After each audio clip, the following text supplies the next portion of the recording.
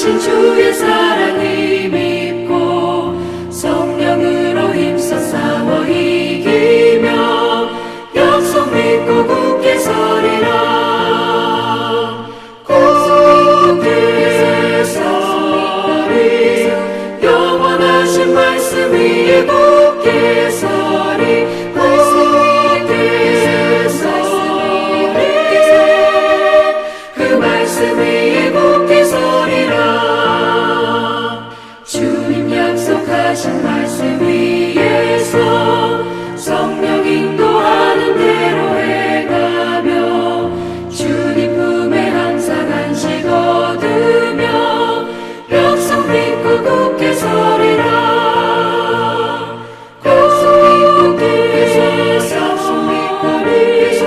영원하신 말씀 위에 굳게 서리. 말씀 위에 굳게 서 말씀 위에 굳게 서 그 말씀 위에 굳게 서리라.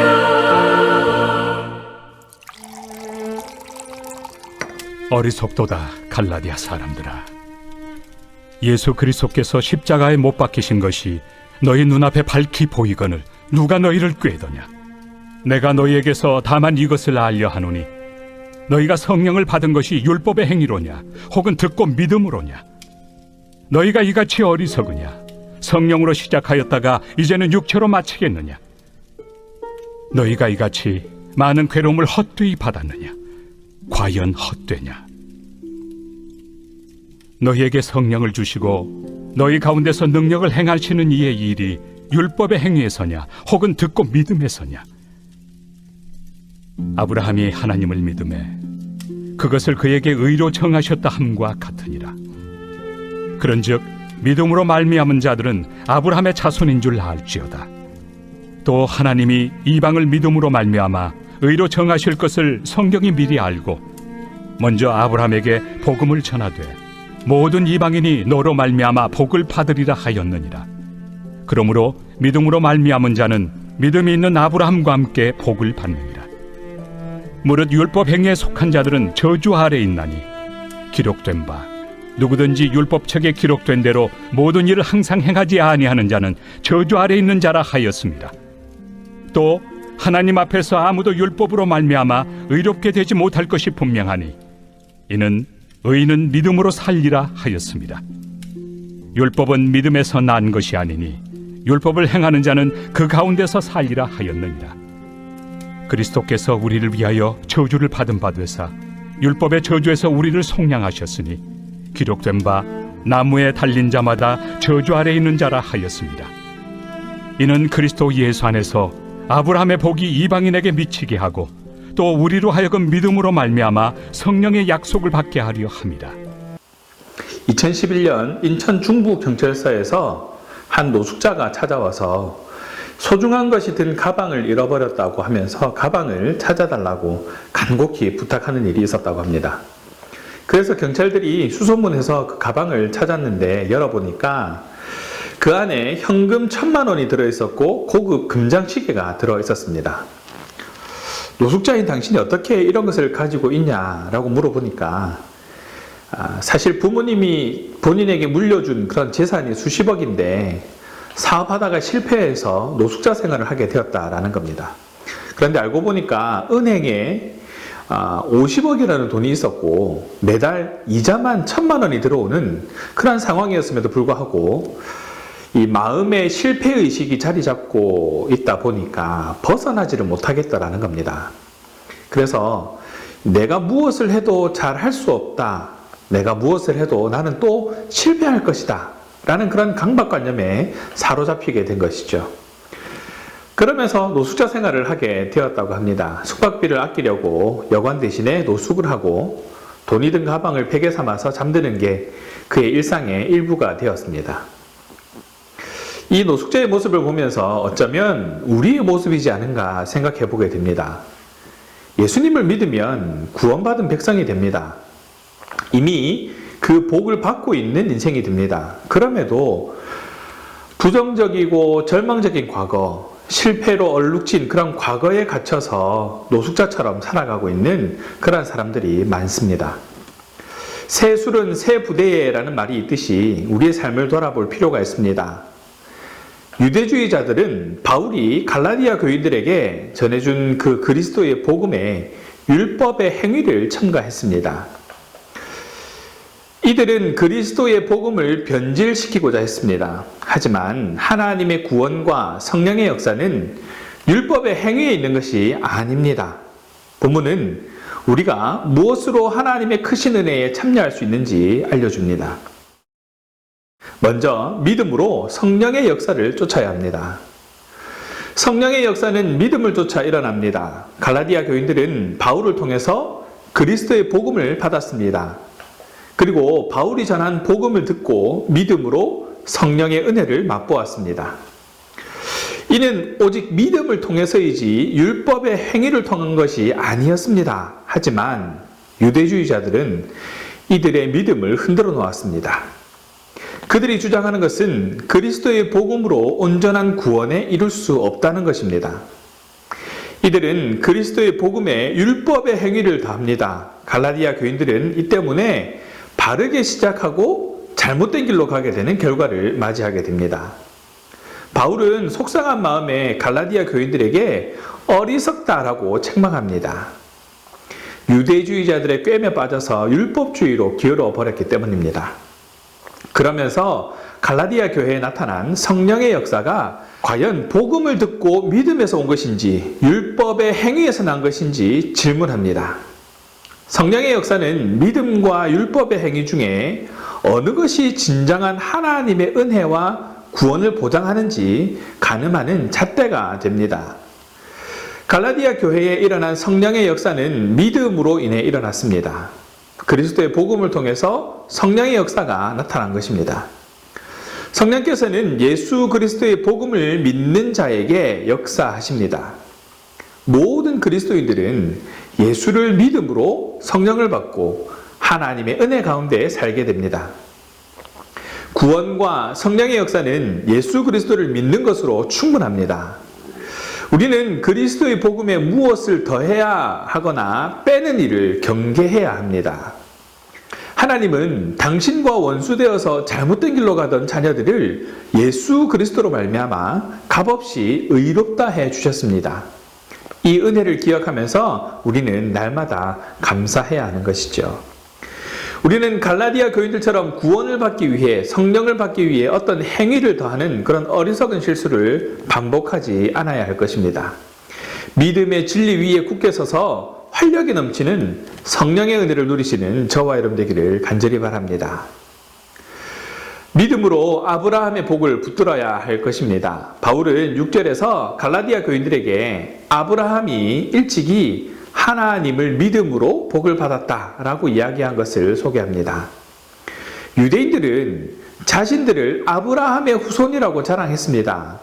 사실 아브라함은 모세의 율법이 생기기 전 이미 하나님을 믿음으로 의롭다 칭함을 받았던 그런 사람입니다.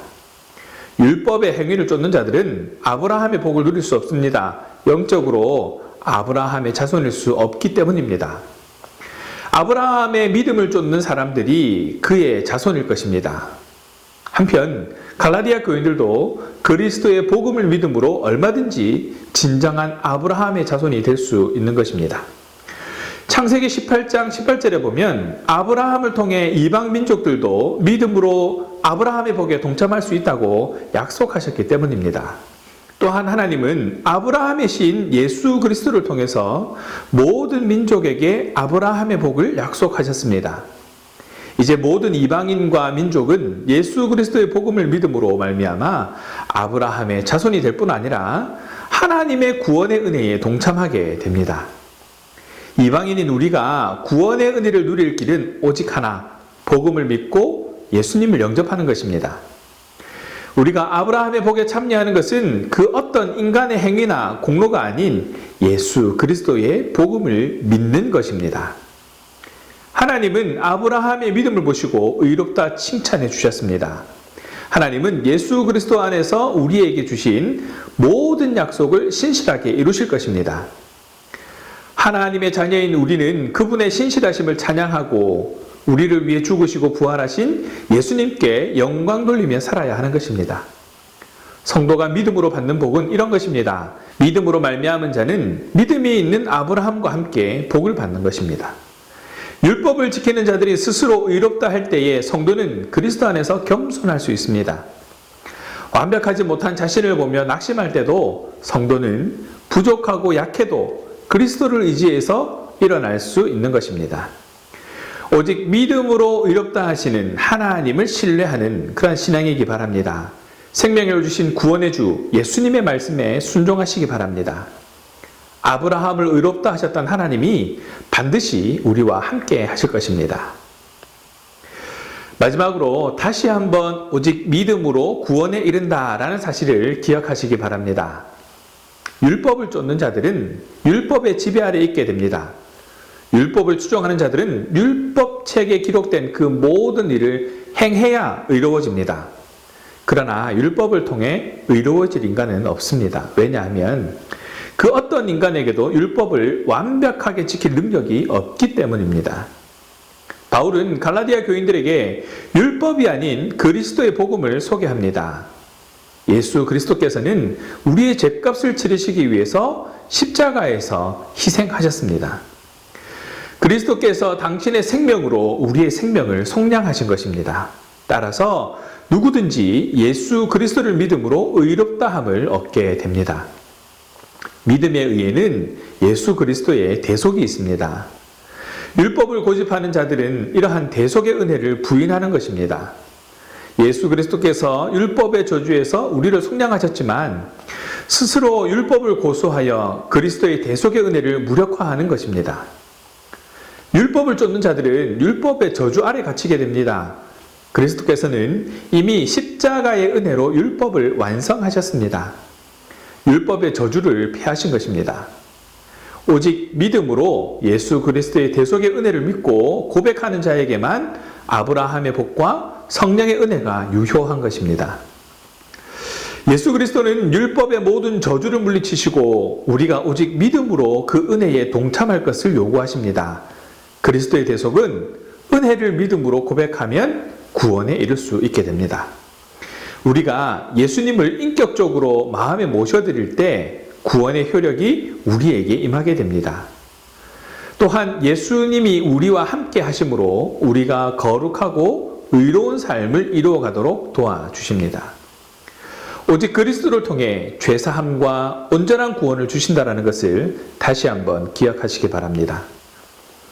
말씀을 정리합니다. 오늘 가정예배서에는 독일의 신학자이자 종교개혁자인 마르틴 루터의 이야기를 소개하고 있습니다.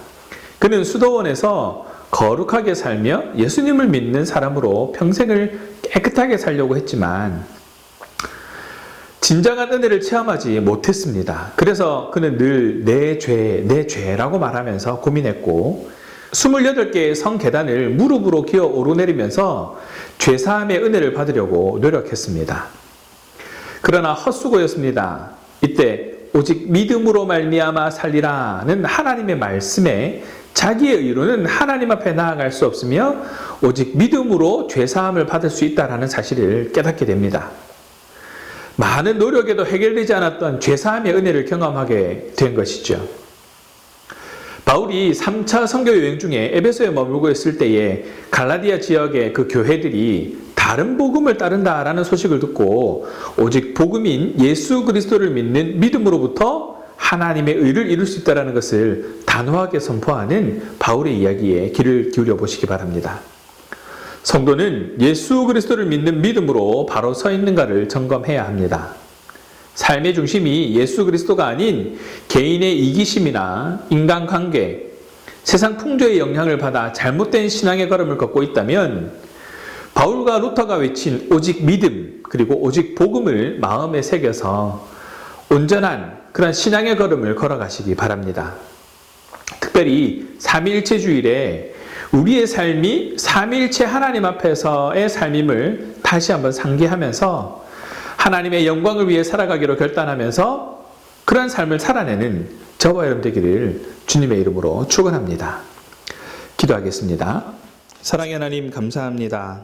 오늘 말씀을 통해 오직 믿음, 오직 은혜로 살아갈 수밖에 없음을 다시 기억하며 가슴에 새길 수 있도록 깨닫게 해주심에 감사드립니다. 믿음으로 성령의 역사를 쫓아 살아가는 삶이 되게 하여 주시옵소서. 오직 믿음으로 의롭다 칭찬받는 아브라함처럼 하나님의 인도하심과 운행하심에 믿음으로 반응하는 성도가 되게 하여 주시옵소서. 뿐만 아니라 내가 할 수 있는 것에 집중하기보다 할 수 있게 하시는 성령의 능력에 집중하게 하시고 그 능력으로 하나님을 드러내며 증거하는 성도가 되게 하여 주시옵소서. 감사합니다, 주님. 우리 주 예수 그리스도 이름으로 기도합니다. 아멘.